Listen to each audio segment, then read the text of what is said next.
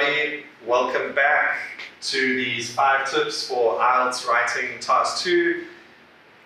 We went through these on a webinar with the British Council who does IELTS, and now we are going to just look at one of these tips and go into much more detail about it. So thank you for finding us, and I hope you find this useful. Alright, so let's look at tip 1, which you might remember. And tip 1 is make the essay sound professional, which is difficult. In any language that's difficult, even your mother tongue that's difficult. But in the IELTS exam, you must make the essay sound professional. So the style of writing should be like you're writing for an article, like you're writing for a magazine, or you're writing a university essay. Okay, it's not like something from a diary. It's not personal. It's got to be like a textbook essay. So you must sound professional or academic. So don't write about personal experiences. Rather turn those into general circumstances. It's not a story, it's an academic essay. Okay, so we spoke about this, but now we're going to look like what do I actually mean with that, because that's much more difficult. So things to sound professional, a big thing is going to be vocabulary. So having much more variety in your vocabulary. So instead of saying good, you say excellent or impressive or splendid or something. It depends what you're talking about. Another thing is the structure of the essay, and another thing is your sentence structures and grammar, and that sort of academic tone in the essay. Okay, so let's have a look at an example. So I have this example today. This is a very common IELTS question. And not only is the topic common, but just this type of question is very common. The question is, some people say that history, the subject, is one of the most important school subjects. Other people think that, in today's world, subjects like science and technology are more important than history. Discuss both views and give your own opinion. So we have a topic here where we need to talk about one group of people think this, one group of people think that.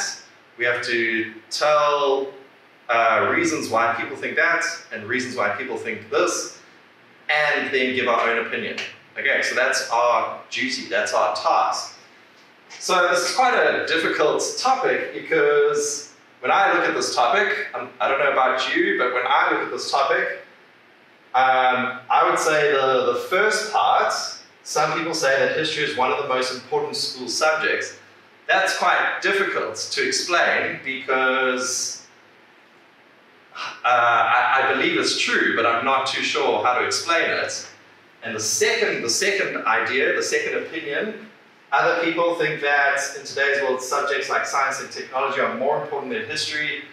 I believe that is also true, and I can think of reasons why. So we'll look at an answer, and we'll look at some of the ideas that have come up.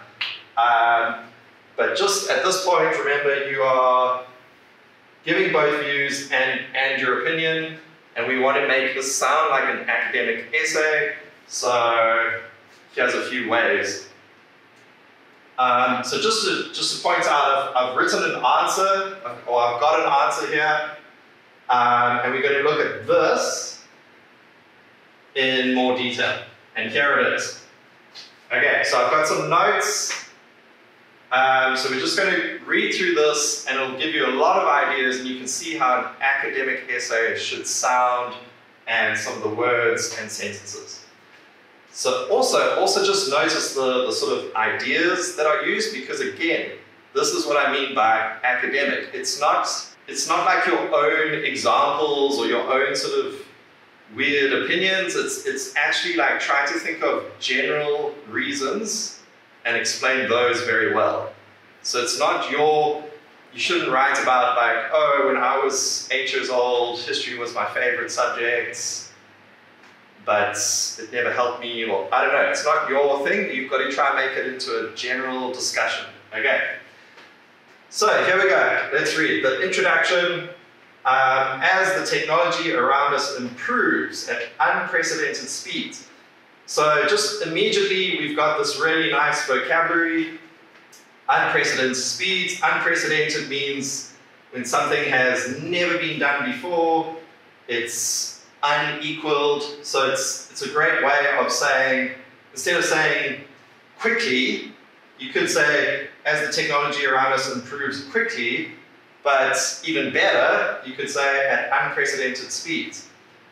We have to ask ourselves what place history as a subject at school has in the school curriculum.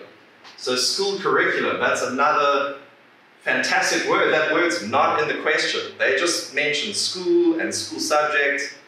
But if you know the word curriculum, then that's a really nice, rich vocabulary. Curriculum is the sort of the school course or the school system. Okay, so some people argue that history is as important as ever for children to learn at school, while others argue that nowadays there is little need for history lessons, and much more focus should be put on subjects like science and technology. So remember in the question, they use this word important. History is one of the most important school subjects. Science and technology are more important. So we don't want to keep repeating the word important. So notice how they say, nowadays there is little need for history, meaning it's less important. There's little need for it. And more focus. So more focus should be put on science and technology. So it's saying it's more important. There's more focus. Should, like not definitely, should. Okay. And they don't say no need, they just say little need. So that's also very important. They're not saying definitely there's no history and 100% focus. No, they're just saying little need and should be put on these subjects. Okay, in the following paragraphs, I will discuss both points of view and give my own opinion. So, one more quick tip here. Just notice this introduction, notice the setup. So, it says here, this first sentence is sort of introducing the topic. What are we talking about? We're talking about the school system, and is one of the subjects in the school system history. Is it important? Is it as important now as it was before? Should it be replaced? Stuff like that. So we sort of just introducing that topic there. The second thing we do is we introducing the argument. So one group of people believe this, another group of people believe that. And what is this and what is that? And finally, it just says what I'm going to do in this essay. I'm going to discuss both opinions and give my opinion. All right, so that's just a nice little introduction layout, and you can see how nice vocabulary is coming in here. So let's move on to the first main paragraph. Learning history has always been a fundamental subject at school. Great word, fundamental. Fundamental is like the sort of the core, primary thing. So, as we know, like your parents studied history and your grandparents studied history, and not just in Taiwan, every school in the world studies history. It's a fundamental subject. It's not like a weird subject, it's one of the fundamentals. History, math, science, language, those are fundamental subjects. And they say, like, no matter the country or period of time you lived in. So they're saying it's not just you, it's everyone. Learning about our past, whether that's the human race in general or our specific nation, is crucial to understanding what we as people have been through and how we ended up where we are today. Crucial is another great word that means important. It means extremely important. If something's crucial, it's kind of the difference between this thing is going to succeed or this thing is going to fail. It's crucial we do this so that it succeeds. It's very important. Okay, so in order to understand our own moments in time, we need to learn about previously made mistakes and misjudgments. Okay, so just nice little sort of grammatical sentence structures here, like in order to. So that we can, in order to. That's such a simple thing, but it just gives it that more academic feel. And notice here that they don't just say, we talk about learning history as a way to avoid mistakes from the past. And they added the word misjudgments, which I think is great. You know, it's the mistakes and like, oh, he or she or they made a misjudgment. So they could have just said mistakes, but they added misjudgments. And so again, that's showing you have more vocabulary, and we've kind of got two words here that have the same, enforce the idea. So learning about events, laws, leaders, and innovators. Another great word, an innovator is like a leader, an inventor, somebody who's trying to do new things. From the past is a great way to lead a better life and make sense of, like understand, make sense of the developments around us. Okay, so that is a really good paragraph about why history is important. So let's look at the second paragraph and remember, so according to the question, this paragraph is why science and technology is actually more important or should be focused on more in schools. So immediately this paragraph starts with on the other hand, which tells us straight away we're on the other side of the opinion now, it's the other people's opinion. On the other hand, when it comes to jobs and careers, learning history is not a prerequisite for most jobs in the world today. Great little word here, prerequisites. It means something that is required beforehand. Prerequisite is something that needs to be done so that the next thing can be done. Rather, it is science and technology that is the key to getting a decent means pretty good. So they don't just say good job, decent job. Example, like this is a difficult word, prerequisite, it's a long word, it's a weird spelling, but it's a great word. This is an easy word, decent. I'm sure you guys know it, but the point is, it's just, it's better than saying good. Okay, so you got to use variety in your vocabulary. That's my point. So, that is the key to getting a decent job nowadays, and that is only going to become more true as time goes by. Okay, so as time goes on, we need more science and technology because that's the way the world is going. Look at this little part here, and this is what I mean by academic. I'm not going to explain it all, but just notice how professional this sounds. So, whether it is programming, engineering, robotics, and AI, or the medical industry, to name a few, because there are more, to name a few, it is science, math, and technology that are essential subjects to learn at school, and therefore there should be a big push for young learners to become familiar with them. Okay, so it's giving examples of what should be needed, it's telling us why science, math, and technology is important, and it's saying these are essential subjects, like important subjects. And notice they just say become familiar with. They don't say they have to be experts, they don't have to, it's not the only thing they need to learn, but they should be familiar with it. Okay, so this is what I mean by academic writing, where you're stating that this is what should happen, not like I know the answer, this definitely must happen, it's what should happen. Okay, and then finally we're on to the conclusion.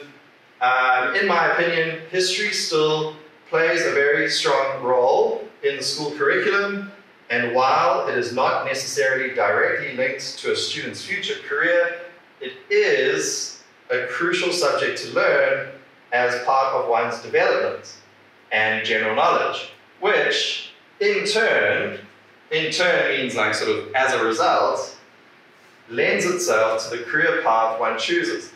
Lends itself is sort of like it supports, or this sort of goes hand in hand with the career path one chooses, which may well be in the science and technology industries.